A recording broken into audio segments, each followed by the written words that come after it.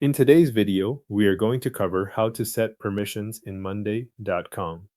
Start by opening the board you want to manage. Once the board is on screen, move to the top right corner and click the three-dot menu.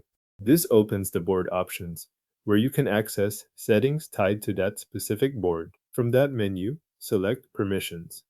This opens the Board Permissions window, which is where you control what board members are allowed to do. If you do not see the setting right away, make sure you are working inside the correct board before continuing.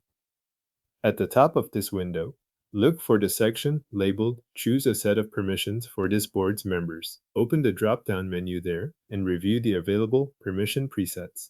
You can choose a preset such as Edit Everything or another option that matches the level of access you want members to have. Selecting a preset gives you a starting point for how people on the board can interact with its content. After choosing the preset, review the permission categories shown in the same window. These can include areas such as items, sub-items, general, updates, and columns. Go through each category and enable or disable permissions based on what board members should be able to access or change.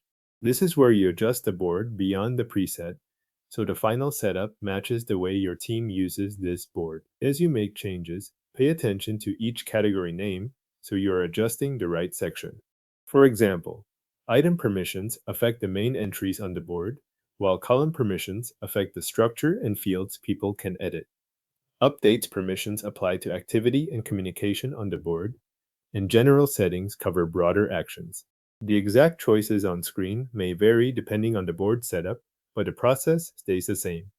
Review each available toggle or option carefully, then leave enabled only the actions you want board members to have. If needed, use the People on this board section to manage who is included on the board. You can add members here or manage board owners, depending on what needs to be updated. This part is optional, but it is useful if permissions need to be paired with changes to who has access to the board itself. Once the permission preset, category settings, and member details look right, click Save. This applies the updated board permissions and closes the process. If the system takes a moment to update, wait until the changes are fully applied before leaving the window. Your monday.com board permissions are now updated and saved.